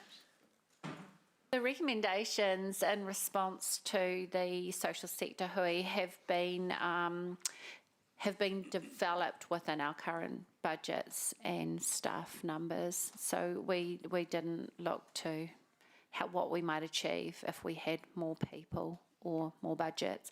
What we were open-minded about is if there was a single high impact initiative that was to present for support, and we had a role that couldn't be funded within that current budget constraints, we would have looked carefully at that, but we weren't in that position. Right, thank you. The other question is, in regard to the grant funding we provide, is it correct that right now we increase the overall community grants fund by CPI but don't reflect population growth in the amount of that funding? Through the chair, that's correct. And we have Connor has just written a paper around that aspect as well, which we'll be looking to present to council shortly. Okay. As required for the LTP. All right, thank you very much. So I'll wait that paper then. Thank you. Thank you. Councillor Anna. Thank you. Thank you for your report. In the ecosystem report, it does acknowledge that council has a role to play in enabling affordable or appropriate housing, some of those words. So I wanted to understand what we're doing in that space, and I understand Blair can answer. Do you want to? Thank you, Councillor. So really, I guess Councillor Anna's question is around what are we doing to support the delivery of homes in the city, particularly affordable homes, less so social housing, but I think the two do intersect. So a range of things, and many of these are through Councillor Maria, Councillor Jeff's committee. So starting with the likes of our partnership with Bridge Housing Trust, Tinimoa, where through the Municipal Endowment Fund, Council has lent a sizable amount of money to support that development. And in fact, there's a further discussion on that particular topic at this week's Growth and ED Committee. Through our development contributions policy, where we do provide remission relief for social housing in Papakāinga. Through the likes of our land disposal policy, where, for example, in Area Q, Council made a decision to deliberately seek a partner to deliver affordable homes, and in the case that we found a suitable partner there who are going to deliver close on 75 homes, many of which will be well above our target of 10% of affordable homes in that particular development. Recently, Harvey in his role came to Futureproof and gave a very comprehensive presentation on housing that was included in last week's executive update. And that was really targeting those who work in the growth and development area. Mayor Tim, Councillor Maria were there, around how we think about and plan for the future of the growth of the sub-region, and thinking about some of those key metrics such as the 3 to 5 times of household income, 30% of outgoings for either mortgage or rent as acceptable targets to define what is affordable in terms of homes. So again, keeping those topics very front of mind. I'd also reflect on how we're engaging on fast track.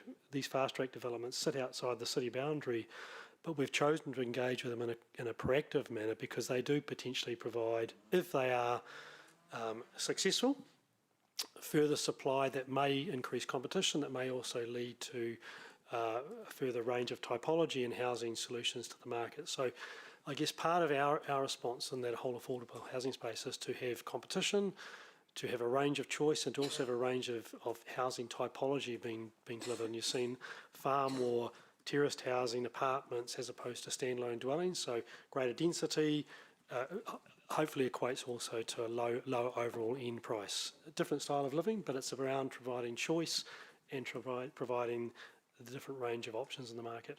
Finally, myself and my team also regularly meet with Mark Rawson, Kāinga Ora Regional Director, and that is again around how we can ensure that Kāinga Ora's initiatives in the Hamilton area are navigating our processes, our consenting processes in the most efficient manner, and so that they can achieve their outcomes through their program of reinvestment and modification and optimisation of their portfolio. So, thank you.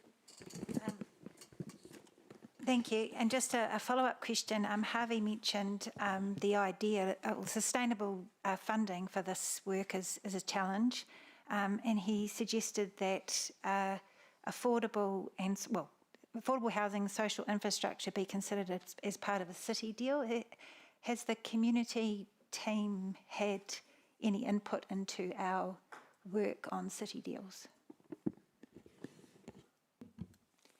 Would you like to answer that one, Janet? I might actually respond to that because it would have come from various parts of the business. Sorry, I wasn't fully concentrating. I just had no. Sorry, what was the question again? Sorry. Just sorry, I heard city deals, and that was part of the. Harvey suggested this morning that the funding aspect of this work is quite challenging, and suggested that social and affordable housing and social infrastructure be considered as part of a city deal. What kind of work has gone on in that space to consider that? So councillors will recall that the Waikato earlier this year submitted last year, a proposal to be included in the city deal, regional deal proposals. The Waikato was not selected as one of the three areas. Auckland, Western Bay, Plenty and Queenstown Lakes were the three areas chosen. The Waikato through the Mayoral Forum continues to express a desire to prepare and be part of any future deal arrangements, and I'd be very confident that Harvey and the work that he is doing would be integral to any of those conversations. Obviously, we have to first be invited to that process, and there's a lot of work through Future Proof where we have a lot of alignment with housing initiatives and the challenges of affordable social housing. So I'd be confident, Councillor Anna, that if we are invited, we would want to wrap that into any proposal that we put forward. I guess the one thing I'd just add is that the challenge of a deal across the Waikato is it's such a big area, so it's actually distilling down what is the 2 or 3 requests that we're looking to partner with the government on, and as you can imagine across however many councils are involved, navigating that is somewhat challenging. Thank you.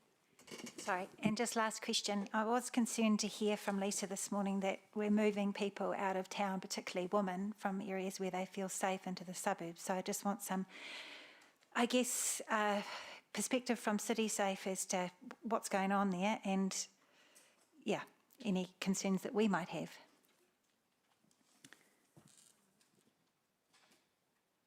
Calvin's just popped out. Just one moment, because Can we come back to that question? Yeah, I did actually ask him that same question. Yeah, that's so okay. we don't actually remove people at night, because I wanted to clarify that as well. So through the night, we don't actually remove people out of the city. We do,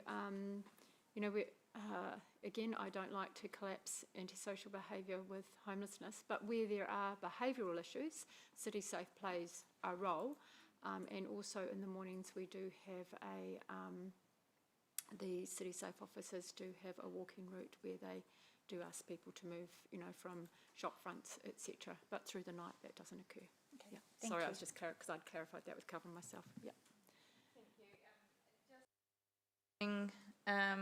After questions, we will take a break for a comfort stop because we're getting on in the day and people are getting hangry. So yeah, I'll take. And there's very important Afghans and donuts in there. So bear that in mind when we're asking our questions and responses. Councillor Miria. Okay, bearing in mind the hangry people in the house, B3 on page 21 of the recommendations. What does the storytelling and education look like, and where will that be formed and distributed? Have we thought about the Lots of Little Fires project too, who do some awesome stuff in that space? I've got one little more question after that. Kia ora, Councillor Maria. The opportunity came through really strongly around really telling the story of homelessness from that lived experience and educating people of those realities and perhaps dispelling those myths as well.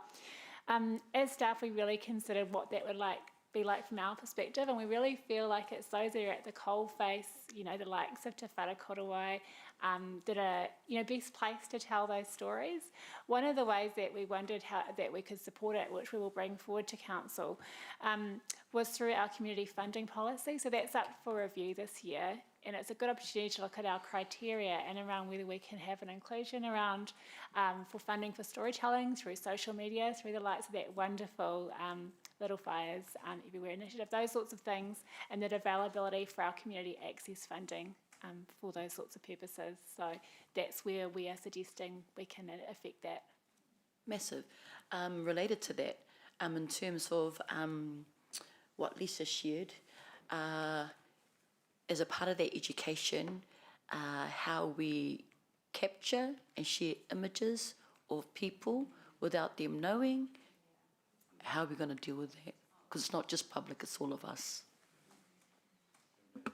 Yeah, I can respond to that one. That image wasn't shared by council staff. So what we're often encountering is the media taking these images, and we are very, very, very conscious of it in our policies and approach to communications. Excellent. And one really left field, which might be for you, Helen, is a lot of this stuff is kind of intangible stuff and some tangible, but have we considered, and I know we've talked about it, putting in a shower in our public central library and a shower down in here for people to use? It has been considered, I think, in the past. That would be a funding decision from council through the LTP. Thank you, Councillor Maria. Mangai Ollie. Thank you, Chair Emma, and thank you for your warm welcome, and me to everyone else who's extended your welcome. Mihi atu ki a koutou. Pai toki mai ki tēnei wharitau patupatu ki tēnei kaunihira. Mihi atu ki a koutou katoa. Grateful to be back and mindful of hangriness, and also, Councillor Anna, mindful of displacing you to the back benches. Feel a little bit awkward about that, but poi anō, with regards to the report, question for General Manager Helen, point 12 and 21. Points 12 and 21 talk about Council's leadership role in coordinating central government and not-for-profit agencies, and it reminds me of a social wellbeing strategy that Council had a few trienniums ago, and I'm wondering if this type of leadership versus having to pay for everything is giving a catalyst for thought about creating a strategic leadership document for the city in the social wellbeing space into the future. It's actually probably more a question for GM Janet, but how I would respond is the work that's being done right now around, you know, with the liaison with central government and the role that, you know, Erin and her team are playing, and Janet and I also at times meeting with these groups is very aligned with what you're saying in terms of a strategy. I'll let Janet respond. We actually have a new strategy and development, so there will be more on this soon. It's part of our strategy alignment that we're doing at council. So we have a lot of community and social strategies. And if I can just explain it in a nutshell, we'll be moving towards an overarching strategy that the action plans that we have all contribute to. So just a more cohesive approach. And I think it will absolutely address what you've just raised. Thank you, Chair. Rachel. Thank you, Erin, for your report. My question is just around the scope of providers and whether bail houses or post-emergency house providers were included in the invitation, just wanting to make sure that the full gambit of people working with those affected by homelessness or housing deprivation were included. Yeah. Through the chair, the invite list was drawn up as a collaboration mainly between Hamilton City Council but also Community Waikato as well, who were able to identify some of those additional groups that we may not have as much as much partnership with as well. So I'm very happy to distribute the list of the invitees as well for your information, so you can check the scope of that too. Just for future consideration, because Tohumai is a very well-known provider, and also we have a Pacific Bale House in Melville Pivot that would be, I think, quite useful voices to be included in things moving forward. Sorry, that's not a question now. My second question is one of the recommendations relates to advancing a shared initiative. And is there a shared initiative, because it says advancing, so is there a shared initiative already developed, or do you have something in mind, or does advancing include forming what that might look like, and if it's forming, what the scope of that might entail? Yes, great question. Through the chair, I guess that what came to light is that many of the things that we're doing now, are having an effect, especially as our role in council. Post the hui, though, what has happened is I've met, along with Janet, with our central government partners, and I've been invited to present further to, for example, the Kāinga Ora, the leads for the region. I've been invited to speak to the Runanga at their Waikato Housing Collective. So I think that, to our minds, post this hui has actually opened up those connections to now look at collaboratively what can we advance together. And I think what's neat is that you're seeing all the different parties coming together with that willingness. So in answer to your question, no, there's not one single shifting of the dial that we're looking at this stage, but certainly the conversation is starting. And we have put forward to central government some suggestions around where we feel that they could consider shifting or making some shifts as well. For example, having that kind of one-door approach for people to come through, looking at some models that are already in train. Great, thank you. We have a staff action noting Councillor Rachel's request to invite Tohumai and... Yes, so through the chair, I'll check if they were on the invitation list, because not everyone was able to attend, so there was quite a lengthy one, but I'm absolutely happy to check. I'm sure you've got it. Thank you. Kia ora, thank you. Lucky last, Councillor Graham. Thank you, Chair Emma. I've got a three-part question, if I can. How many current beds are there in Hamilton for overnight shelter for men and for women? If I've missed it in the report, I'm really sorry, but how many have we got currently?